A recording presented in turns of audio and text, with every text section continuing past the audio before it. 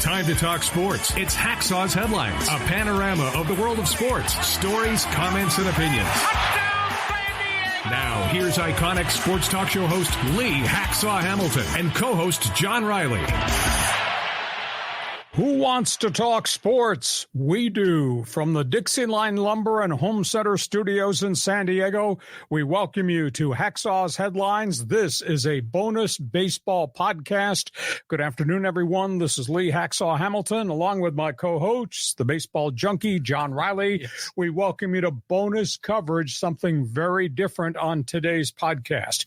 This podcast is brought to you by Dixieline Lumber and Home Centers, 9 stores to serve you in San Diego. If you've got projects summer into the fall, you're going to need materials. If you got projects and you're looking for ideas, they can be your best friend and consultant too. Dixieline Lumber and Home Centers. We're doing something really different with this bonus coverage today. We're going to talk about the best baseball movies of all time. We've gone through a laundry list. We've cut the list down. We got the top 5. We got honorable mention. And then we're going to kind of go around the table and just talk about other things. John, what makes a great baseball movie? Your opinion, please, from left field. From left field, I like baseball movies that, first of all, have a historical context. I like it when they're really emotional and they kind of get you feeling the romance of baseball. There's a lot of different categories where there's comedies, there's dramas. Some movies are better than others. But yeah, for mine, it's the more of the history and the cultural experience of it all. I think historical perspective is one item. Is it serious? Is the content great? If it is comedy, is it believable? Is it fun? Is it absurd? You have to draw a line somewhere.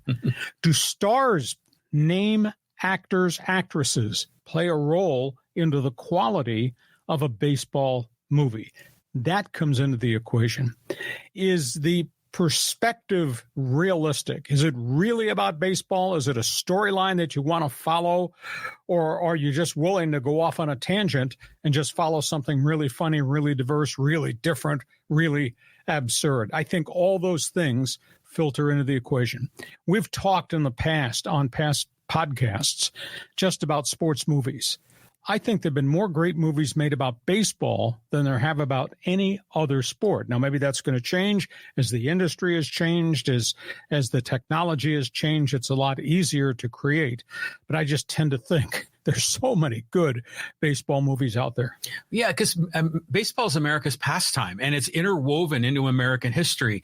And the romance of baseball, with the part that I love about it, yeah, it makes really good movie content, and there's been basketball movies and football movies, and many of them are very good. But baseball just seems to exist in a different place.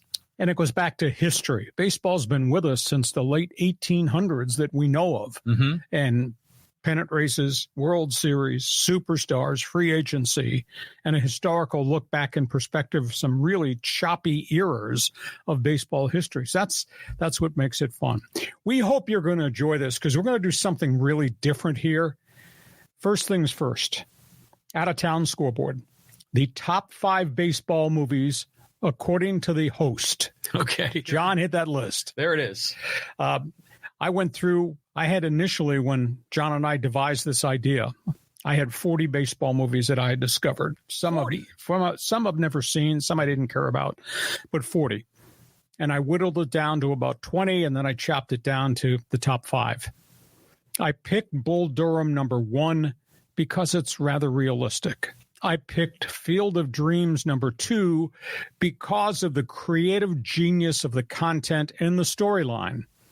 I picked The Natural because it was a love story of baseball, a love story between a baseball player and a woman. I picked Moneyball number 4 because Moneyball is about the business of baseball, and it's a truism. Everything you see in Moneyball when that movie first came out is happening in baseball-Moneyball in the 2020s. And then the last one I picked in my top 5 is a historical movie that hasn't gotten a lot of play until recently, but it's about the Black Sox scandal of 1919, and I thought it was done with tremendous historical perspective, and that's why I chose 8 Men Out. So, John, of my top 5, juggle them if you wish. What do you think? How would you rate those top 5? Well, they're all excellent movies. Now, you left some big ones out from your list. There's still other lists to come. But if I were to like just say at those 5 right there, I'd have The Natural and Moneyball at the top. And then I'd probably have Bull Durham and Field of Dreams. Actually, I'd flip that. I'd have Field of Dreams and then Bull Durham. But there's other baseball movies that would be on my list. But I don't want to, break your vision here of what are your favorites. Just remember, you're out in left field with your opinions. Well, this is a baseball thing. This is appropriate for left field. We accept that. Okay, we're going to walk through the top 5, and we got some cool things that we're going to try to put up for you to follow.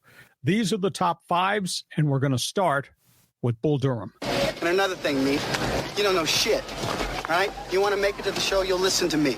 Annie only wants you because she can boss you around, got it? Hey, folks, don't So relax, let's have some fun out here. This game's fun, okay? come on down. It's fun, goddammit. Clear. Ain't beat And that. hey, don't hold the ball so hard, okay? It's an egg. Hold it like an egg.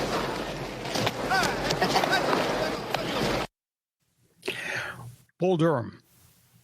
It's a movie about truth. It's a movie about the lowest minor leagues and what life is like.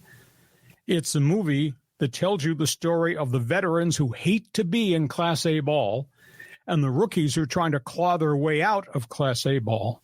Bull Durham with Kevin Costner, Susan Sarandon, and Nuke Lelouch. Bull Durham is about women and groupies and fans and road trips and beer and the long grind of a bad baseball season where you play 42 games in 44 nights and you're always on the bus. I thought when this thing was written, I thought it was fabulous. When it was produced, I was awed by it. Are there some funky things in there? Sure. But I think in the bigger picture of things, Kevin Costner plays the lead role perfectly. Bitter veteran player. What the hell am I doing here in Class A? Why did they do this to my contract? And then he understands he's down there to develop Nuke Lelouch, the pitcher, and that may lead him to become a manager a year from now in another Class A team and another Class A league and start the second part of his career. I just thought they hit a home run because it's what minor league baseball is. And I experienced that. Utica Blue Sox, New York Penn League, lowest minor league in Class A ball, and I experienced all that. Farm Club Toronto Blue Jays used to be a farm club back in the day with the Whiz Kids, the old Philadelphia Phillies. I've tried to remember how many guys who got to the major leagues actually wore Utica Blue Sox uniforms. And the only name that came up was Andy Ashby. Oh, wow. Andy had bounced around and he had come through, it might have been the Blue Jays system, but anyhow, he wound up, obviously, with the Padres and then moved on to other places. But Bull Durham is what this whole thing is all about. And in terms of, next slide, in terms of the antics, a lot of this stuff goes on. Every Class A team has a veteran or two, career journeyman minor leaguer, or maybe an ex-major leaguer, who's down there for one specific reason, to help mold that high draft pick, the bonus baby. So I thought the movie was just spectacular. And John Rowley says, yeah, this movie was terrific. One of the things that I enjoyed about it is how little, sayings from the movie find their way into current baseball conversation. So, like, for example, in a real major league game, if a pitcher shoots it way over the head of the catcher, they always say hit the bull. You'll hear the announcers say that, you'll hear fans say that. I love that. The speech by Kevin Costner where, I think Lee Harvey Oswald acted alone. I love the small of a woman's back. I mean, that whole speech is fantastic. So there's a lot of great stuff in this movie. I really enjoyed it. And my wife still jokes about how they were on the mound talking about getting, candlesticks for a wedding gift. So there's a lot of great content here. Fabulous movie, and Kevin Costner, I think, was the glue that held it all together. Second movie. We're going to go to Field of Dreams. All right, so let's take a look at some of the video content here. Meet Shoeless Joe Jackson. Joe, Terry Mann. It's a pleasure meeting you. Pleasure's mine. Ray, I hope you don't mind, but we got tired of just having practices, so we brought another team out with us so we could have some real games. I don't mind. Where'd they come from? Where did we come from? You wouldn't believe how many guys wanted to play here. You need to beat him off with a stick. Hey, that's Smokey Joe Wood. And Mel Ott. And Gil Hodges. And Ty Cobb wanted to play. None of us could stand a son of a bitch when we were alive, so we told him to stick it. Hey, are you Graham? Yes, sir. Well, what are you doing on the sidelines here? You came to play ball, didn't you? Yes, sir. All right, we'll go warm up. Yes, sir. Rookies. Unbelievable. It's more than that. It's perfect. Costner was the leader of this movie. He was the glue that held this whole thing together. But each of those other actors, whether it was James Earl Jones or whether it was Ray Liotta, who played Shoeless Joe, had integral parts. Burt Lancaster, as the old doctor, the former New York Giant player, all carried clout into the complete makeup of this video. And I tried to think what made this movie appeal to me. Fathers, sons, baseball, tradition handed down. Because the indirect message is Kevin Costner's dad was an old-time New York Yankee who lost his way and lost his life, and they had a falling out, and they came back together at the end of the movie, which I thought was unbelievably moving. So to me, Field of Dreams is just all about the linkage of fathers, sons, and the game of baseball and the tradition that is handed down generations to generations. I visited the cornfield in Iowa. Oh, nice. I took my son on a recruiting trip to the University of Dubuque. He visited as a potential aviation major and All-American wrestler, and we went there. And on the side trip back, we went. Now, they had just converted the farmhouse into a museum, and they just opened up the field and the parking lot as a tourist area. So that was really cool out of Dubuque, Iowa. But I just spin back to what this meant, baseball history and the tradition of handing the game down from a father to a son. And John Riley says, this was a fantastic movie. It was, I agree with you. The history of it was great. Seeing, the human of the Darth Vader voice and James Earl Jones was great. I just like the supernatural part of this, and, you say, are movies believable? Does that make them good or not? Well, when I'm watching a movie, I want to escape from reality. And so when it has a little bit of this supernatural bit, and that links into sort of the special magic of baseball, the romance of baseball, that really pulled me into this movie. And I love how Major League Baseball now has games on the cornfield now to, in a current day. This was a great movie. And it's funny how Kevin Costner is in a lot of these movies, but he's a perfect actor for these. And I think the coolest thing that we've seen in modern day baseball, and, baseball takes a midseason game, and they played in Birmingham, Alabama at Rickford Field, the home of the old Negro Leagues dating back to the 1920s. Oh, yeah. They play a major league game as part of the Little League World Series in Williamsport, Pennsylvania, regular season game, and they played there. And one of the coolest things is to look up in pregame and see all the players of the Cardinals and Cubs walking out of the cornfield. I mean, that is so cool. It goes to prove the linkage. So that's my second best all-time baseball movie. And we go to number 3, and that's his favorite, The Natural, with Robert Redford.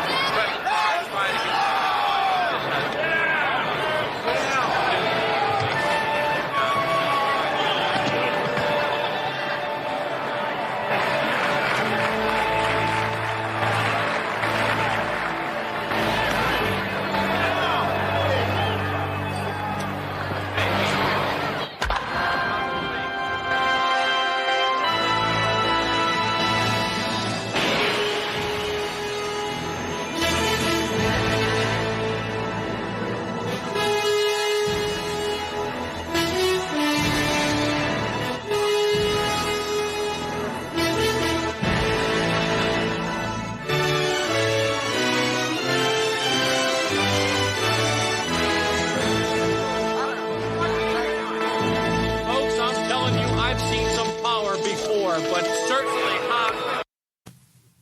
It was a story of love. It was a story of love between a man and a woman, a story of love between a player, old coach, and Major League Baseball. And it's a scene that's set back in the 1930s. So there's just a lot of cool historical perspective of old stadiums, the way they dressed, the cars, and what they shot in old parts of the city of Chicago. Redford was really good. I just thought the ancillary support group of actors were kind of cool. The crusty old make money owner, I thought that was a fascinating piece of the equation. I just thought it was a really, really good movie. And it was a flashback to a different era. Was the movie believable? Yeah. You could see a guy get hurt, guy go to war, get wounded, come back and play, a guy get shot by a lover. Mm-hmm. Yeah, anything was possible. I thought it was really, really well done. So this was a great one. I mean, again, it's a little bit of a supernatural in here about how, has these historic home runs and the music, that trumpet in the background when it's amplifying what's going on. I get chills up my back every time I experience this. And there's another scene where he hits a home run and it hits the light posts and it's like fireworks coming out of the sky. And I absolutely love that. One of my best friends hates the movie because it is unrealistic, but the unrealistic part is what I love.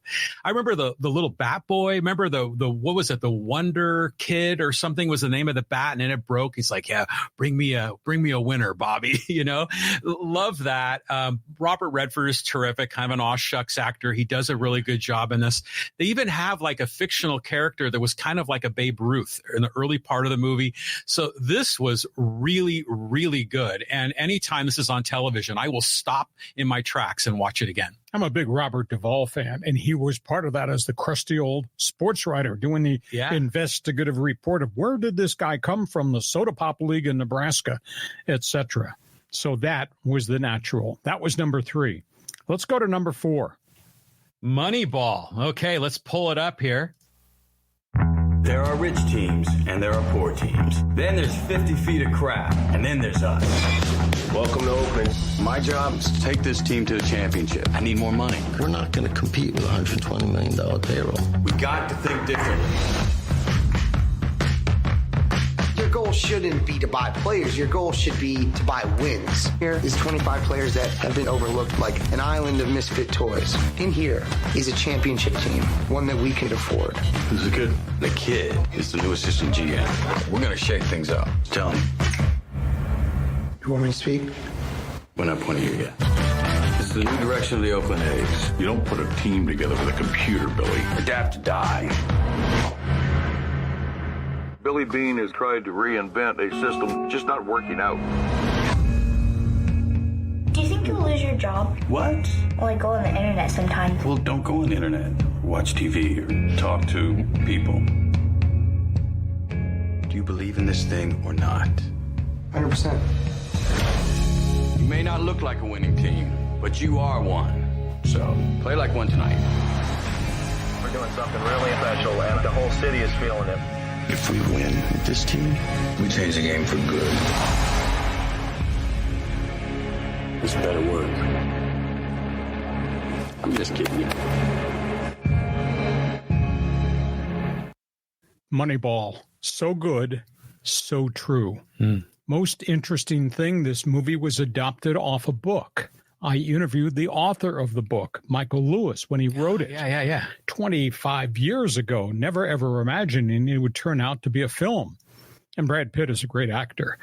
And this thing was devised based on Billy Beane, Oakland Athletics, with an unhappy manager, Art Howe, who could not show flexibility to an era that would start to change.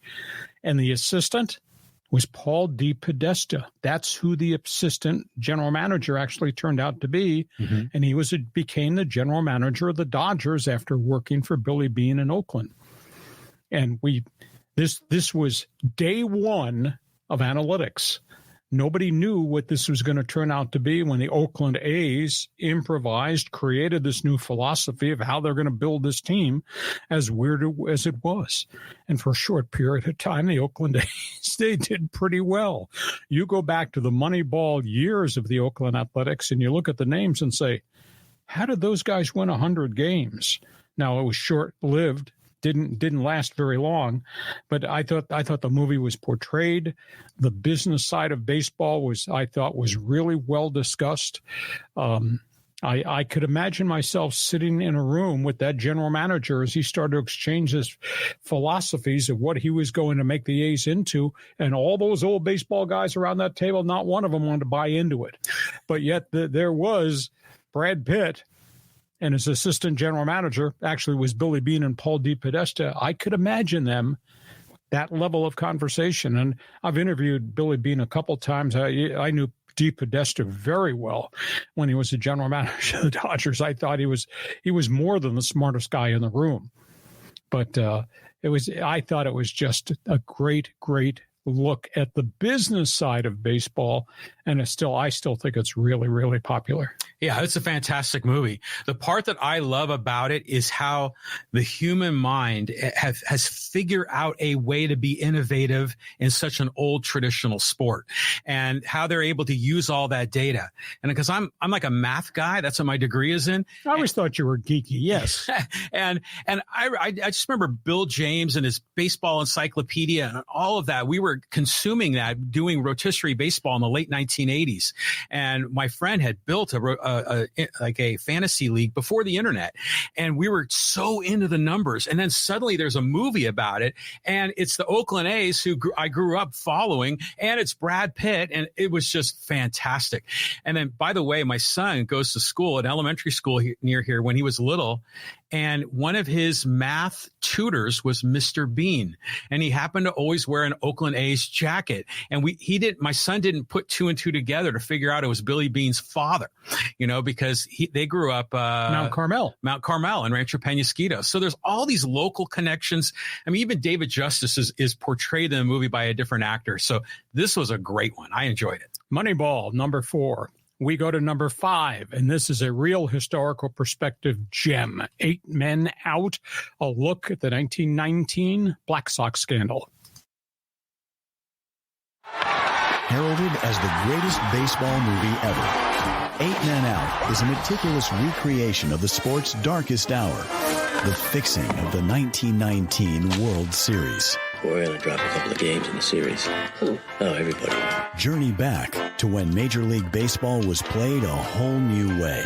No player who throws a ball game will ever play professional baseball again. Underhanded. 8 Men Out, all about the players that took the money in 1919, the White Sox and the Black Sox, the World Series that was fixed, the players who were banned for life by the new incoming commissioner, the owner, Chuck Comiskey, who was only concerned about the profits he could make off the players.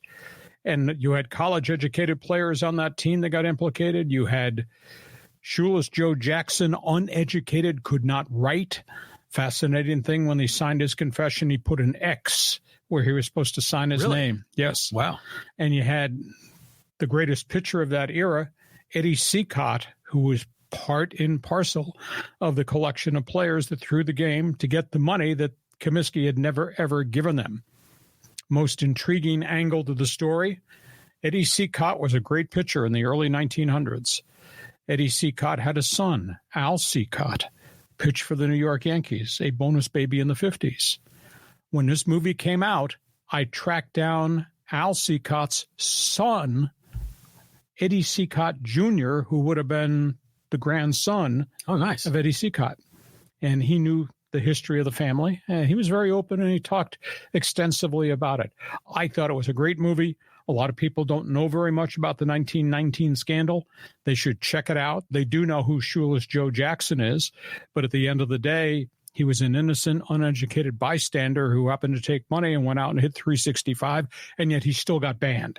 Now, all the other guys were the guys who created this with the gamblers to get kickbacks, and they all got screwed, and they all got taken out of baseball. I just thought it was an unbelievably true story, portrayed in such a different era, and the historical video footage of old Comiskey Park, old Chicago, the courtrooms, the corruption, hit it. They hit a home run with this movie. I never saw this movie, and it's one always been on my list. I've never gotten to it, and I really like John Cusack, and I think Charlie Sheen is in this movie too. So they're actors that I really like. I just haven't seen it, but I know it's a great story, huge part of baseball history, and really we're seeing now all the gambling and sports coming back. I mean, it's more topical than ever. Yeah, David Strathorn is the one that played Eddie Seacott, who was the front man, who was the first one that, yes, I did. Mm-hmm. Because of what they did to me. Yes, I did take the money. And then the dominoes fell and all the other guys were taken out. And the closing scene is so cool. It's in Hoboken, New Jersey, in a semi-pro game. And this had to be in the late 20s, just as the Depression was hitting. And some guy playing in right field for Hoboken in the semi-pro game is hitting home runs. And the fans in the stands say, "Who is that guy? I know that face. I've seen it in the newspapers." It was Shoeless Joe. And that's how the movie ends, with him playing semi-pro ball, bankrupt, no money, Hoboken. Amazing. Yeah. So, Mr. Netflix, dial it up when you got some spare time. I know. I got to go see this one. Okay. Those are our top 5. We hope you're enjoying this bonus podcast, The Greatest Movies in Baseball. We get to halftime of this bonus podcast brought to you by Dixie Line Lumber and Home Centers. 9 locations to serve you regardless of what the project is. He built cabinets. You ought to see his man cave. We ought to do the show from his man cave, although I don't know we'd have enough room to put the computers and the cameras and the lighting in there. But he's got a man cave. I went and got windows and doors for my house from Dixie Line Lumber. These are special people. You got projects, whether it's a man cave, whether you're renovating the kitchen, you're going to put new shelves in somewhere, do stuff in the bedroom, do stuff out on the patio. You need to talk to these people because they hit home runs too in their business, Dixie Line Lumber.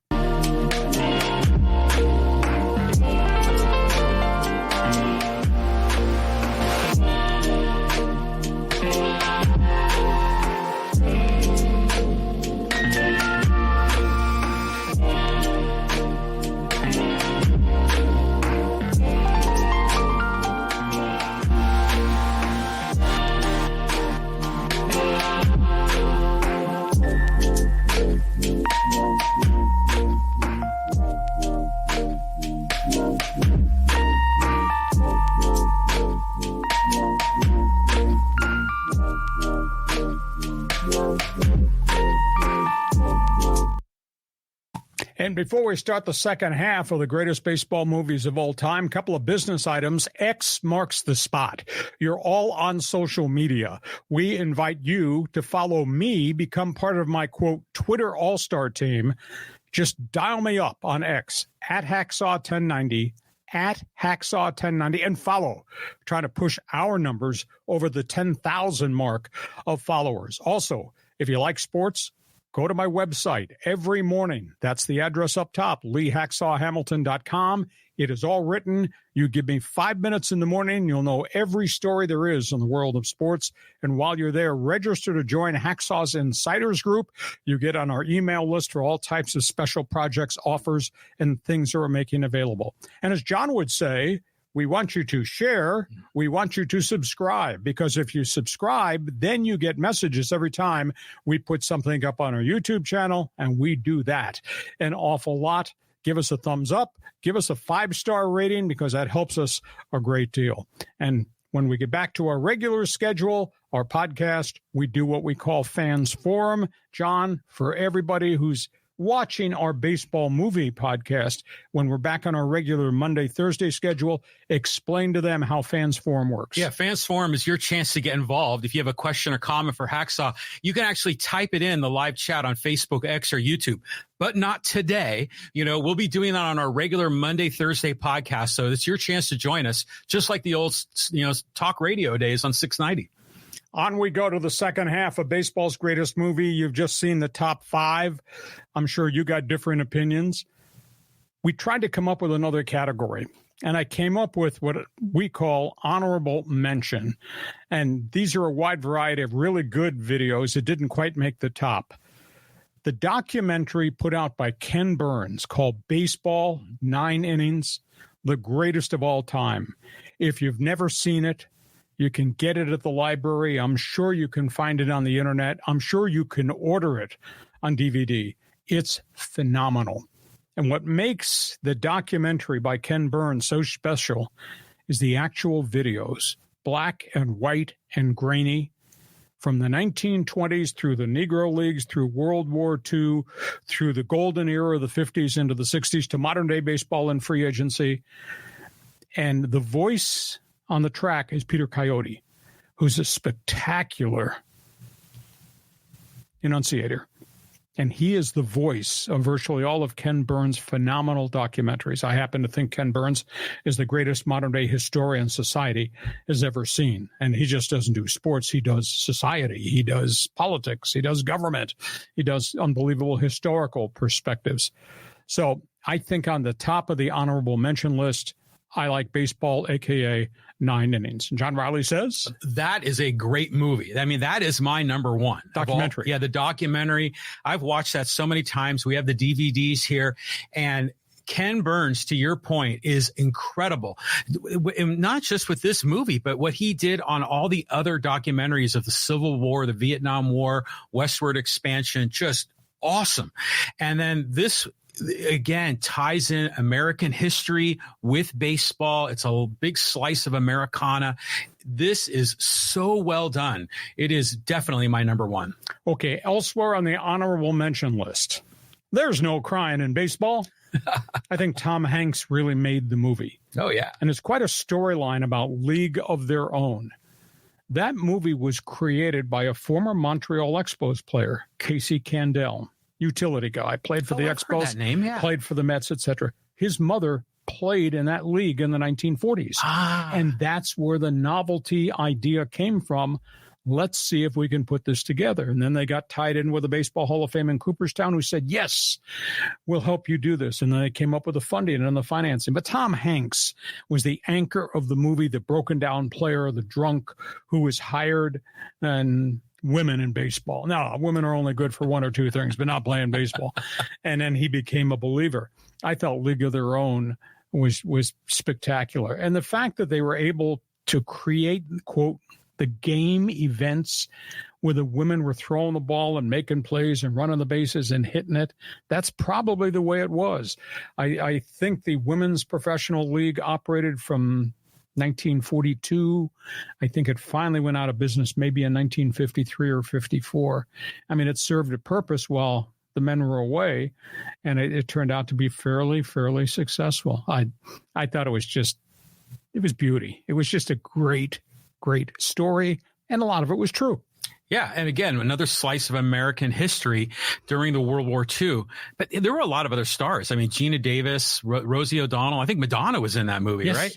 So it was a fun movie, and it's a part of baseball history that a lot of people really didn't know about. Right. And I think that's terrific. Now, in terms of others on the honorable list, there are a whole bunch there that I considered. I wound up choosing 42, the Jackie Robinson modern-day story. And there have been a lot of different versions of the Jackie Robinson story, including one in which he played himself. But I thought 42 was modern-day. It had all the storylines of integration, segregation, beanballs, the emotional wear and tear on Jackie and his young wife, what happened, obviously, at the end of Jackie's life when he got into politics. I thought the movie was about as well done as it could be. Reinventing the actual games was really hard because that looked a little hokey, but that's the best you can do. I thought maybe if they had interspersed some actual Major League Baseball video of Jackie, black and white, maybe it would have stood out. Maybe it would have made a difference. But I thought the storyline and what 42 represented was a story that really had to be told. And I'm sure a lot more modern day people now understand who Jackie Robinson was, what he stood for, how he got there, what Dodger management went through against the adversity from everybody. It was pretty impressive. I enjoyed this because of the reaction of his teammates and of the opposing players. And, you know, most of them were against Jackie, but a lot of the Dodgers came around and they would stand up for their guy. And there's that one scene in the movie where Pee Wee Reese puts his arm around him and, you know, I'm here to support you. And it says, maybe one day we'll all wear the same number and then they can't tell us apart. You know? And they did. Yeah. Baseball salutes Jackie Robinson. Everybody wears number 42. Exactly. Early in the season. So that joins the honorable mention list. The next one is really different. You have to be intense. You have to want to watch it. You have to understand who Ty Cobb was. The movie is called Cobb. It's about the legendary Detroit Tiger star from the early 1920s who was a racist, who was deceitful, who probably was corrupt, who probably was a great ball player, win at all cost competitor, ugly person, died a horrible death. But this is a story of Ty Cobb in retirement hiring a sports writer from Detroit who was going to write his memoir. And they went around the country on a drinking spree and got involved in all kinds of trouble. It's a really, it's an intense movie.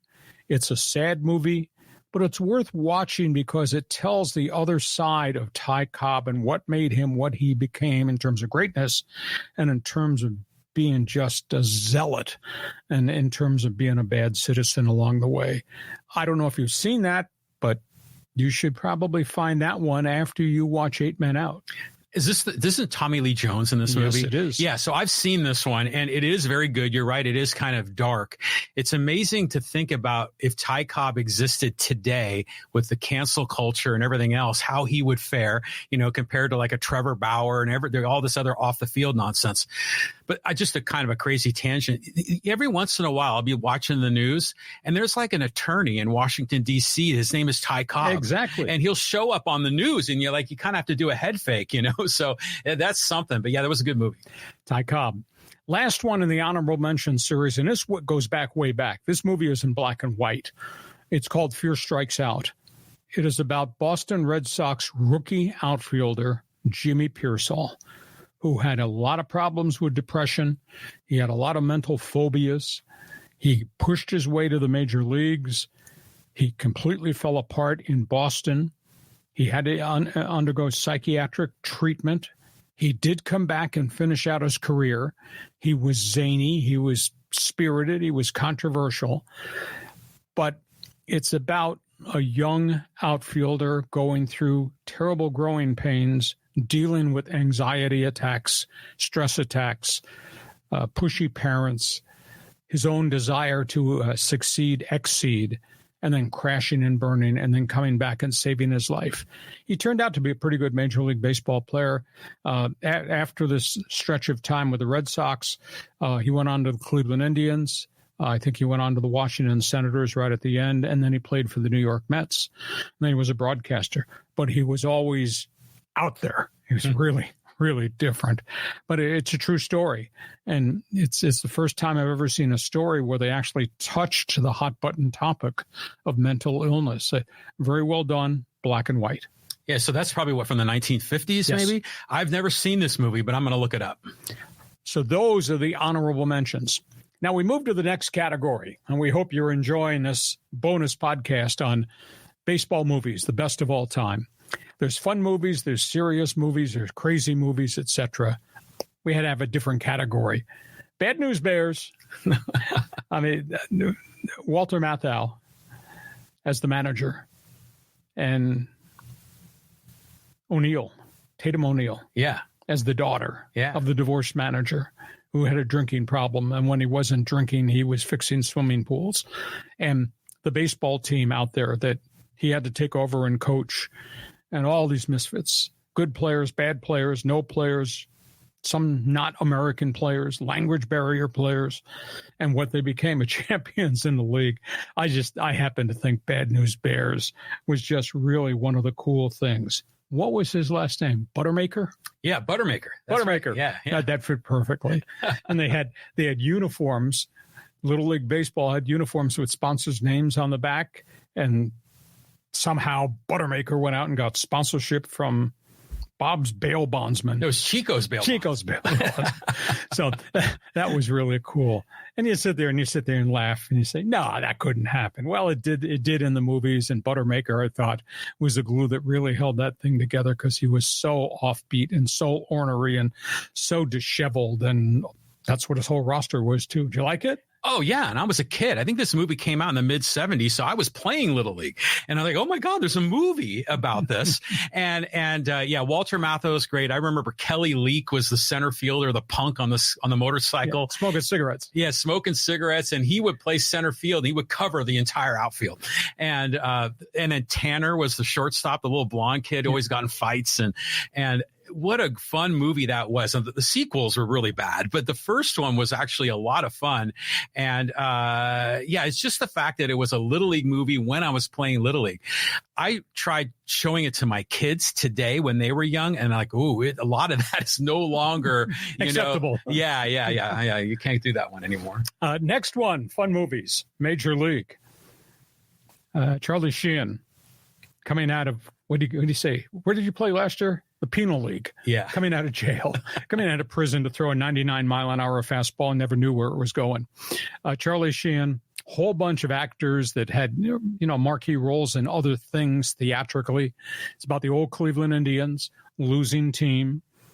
Woman inherits it when her husband dies, and she wants to bury the franchise so she can move it to Florida. I thought it was a really great, fun flick. Bob Uecker was the announcer in the broadcast, just a bit outside. And then they had to hire a manager of these misfits. They had these players coming from everywhere, some out of jail, some out of prison, etc. And they called this guy, Lou, who had been a minor league manager. They called him in the winter and offered him a job to manage the Cleveland Indians. And he said, well, I have to put you on hold right now. I'm at work here in Toledo selling a guy a pair of snow tires. It was absurd. And, they actually had game footage of the Indians playing the Yankees and all the fans hated them, etc. It was really different.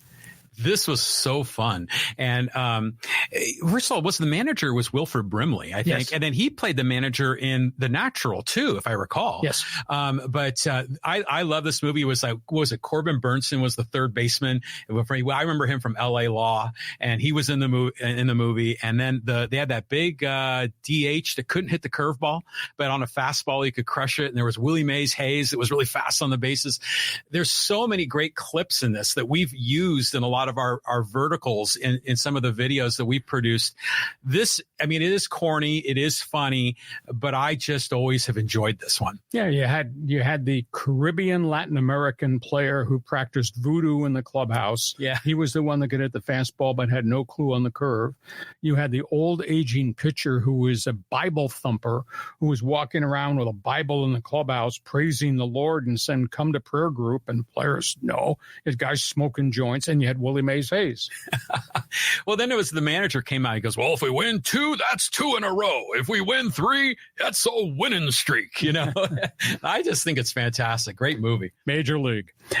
This is a historical movie, Pride of the Yankees. It is the Lou Gehrig story about his legendary career coming out of Columbia University. Gary Cooper was the star. Yeah. Black and white. Not a lot of great baseball scenes that are believable, but these incidents all happened, and how he was a great player, and then he became ill, and they didn't know what he had. He had to pass the torch. He walked off the field when he couldn't play anymore, and obviously he died. But it was a very honest, sincere movie about a piece of history that everybody to this day, and of course Major League Baseball has become a big backer of fundraising for ALS, a.k.a. Lou Gehrig's disease. It's worth the watch. It's not corny. It's very serious, but it's from a very, very different black and white era. I've seen clips of this, and there's that one classic where I consider myself echo, the luckiest man on the face of the earth. And that happened. And that's cool. And it is. It's a great time in baseball history. The next one, another New York Yankees story. And a lot of people haven't seen it. I stumbled across it by accident, and I've watched it multiple times. It's with a young Robert De Niro. Oh, wow. Very early in his career. This is before he played Raging Bull and before all the other great things. He played a young catcher in the Yankees organization who got to the major leagues and got sick. He got leukemia. It's called Bang the Drum Slowly. And it's following him during a season in which he's about to die. And he's on the Yankee roster. He's a backcountry guy from Kentucky. He's got a big twang. You can hardly understand what he talks about. It was really well done. I think the pitcher on the Yankees who became his best friend was Michael Moriarty, I believe. So it didn't get a lot of national play, but if you're an old-time baseball fan, it's kind of like Fear Strikes Out. It's worth watching. Robert De Niro, Bang the Drum Slowly. Never seen it, but I've heard a lot of people comment on this movie as one of the best. Last one. And then we could have put 20 more up here. Oh, yeah. Angels in the Outfield. Yeah. All the kids, the young ball players, the organization. Some of it was believable. Some of it was kind of Hollywoodish. It was okay. I kind of liked it. Well, that's the one where Reggie Jackson pulled a gun on Queen Elizabeth, right? There's a lot of crazy stuff here. In fact, there's a lot of movies like this with kids and major league players where the kid is either a manager, a general manager, a pitcher. There's a lot of movies like that. This was one of the really good ones, and it was a lot of fun. Okay, so those are the fun movies kind of finishing out our list. So John Riley from Left Field, did I miss anything? Are there any that you want to post up there on Riley's special list? I made my list. So we've gone through a number of them. My favorites, number one is the Ken Burns documentary. Right. The Natural is 2. Moneyball is natural because of the supernatural part of it. The Moneyball because of the innovative mind and the statistics. I love that part of it. The Bad News Bears is my number 4 because it was so impactful for me as a kid. Field of Dreams, again, the supernatural part of it I enjoyed. My honorable mention had The Rookie, which is the one with who was that guy? Dennis Quaid? Left-handed pitcher, Tampa Bay. True story. Yes. And then there's the one where he's throwing the ball and with a radar gun that the CHP used on the side of the freeway, and it flickered, and it was actually 90-something miles per hour. That was a great movie. Major League's on my honorable mention. So is The Sandlot, which I think is a fun movie with kids. And then I had 42. And then I have my own fun list. It's kind of a weird one. You're coming from left field. I would accept that. From left field. Have you ever seen the episode of Mr. Ed where Mr. Ed and Wilbur go to the Dodger Stadium and Mr. Ed bats in a practice? It is hilarious. And he holds the bat in his mouth and he hits the ball to the wall at Dodger Stadium. And then Mr. Ed runs the bases and slides home. And the slide home is hilarious. So I love that. I like just when you see little pieces of baseball. And the other one, the final one on my fun list, and it's a subtle thing, is I really enjoy a lot of the Star Trek TV shows. And on Star Trek Deep Space Nine, Commander Sisko, who runs the space station, on his desk, he has a baseball. And at that point in time in the future, the year 2400, whatever, baseball is extinct. But he loved the history of the game, and he tried to teach his son the game, but it was when the game didn't exist. And there's one episode where on some planet, they're playing the game, and he got a chance to actually play it for real. And I just thought that was a neat thing to kind of blend into a science fiction show. One movie that I thought about, but there were too many names. I couldn't list everything. Billy Crystal did a baseball movie. Was that 61? 61 with the asterisk. Yeah. It was kind of hokey. It was all about Mantle Maris breaking the record in the 1960s, what the commissioner did to them, etc. But it didn't get a lot of national recognition, which kind of surprised me along the way. But another good baseball movie. Well, Andy Strasberg was a consultant for that one. Exactly. Former Padre executive. And just movie junkie. Just baseball, everything. This guy has lived a life of baseball and a huge friend and family friend of Roger Maris. So he had all that insight, and he actually got to play a role in that movie, which I thought was really special. I'd love to go to his man cave because it'd probably put your man cave to shame. Oh, yeah. It's a whole other level. Hey, listen, we hope you have enjoyed this bonus podcast. The best baseball movies of all time. It's a grand old game. Fathers passed it on to sons. Sons pass it on to their kids. That's what has made baseball really, really great. We hope you have enjoyed this bonus podcast. It's been brought to you by Dixie Line Lumber and Home Centers, 9 stores in San Diego to serve you. John, this has been fun. We're going to follow this one up. We're working on another project, the best football movies of all time. That's still to come. Yeah, there's 2 longest yards. There's a ton to go into football. We thank you for joining us. Hope you enjoyed the greatest baseball movies of all time on our podcast on Hacksaw's Headlines. Thanks for being with us. Join us again for Hacksaw's Headlines on YouTube, Facebook, and Twitter. And find the audio version on your favorite podcast apps. For more content, go to LeeHacksawHamilton.com.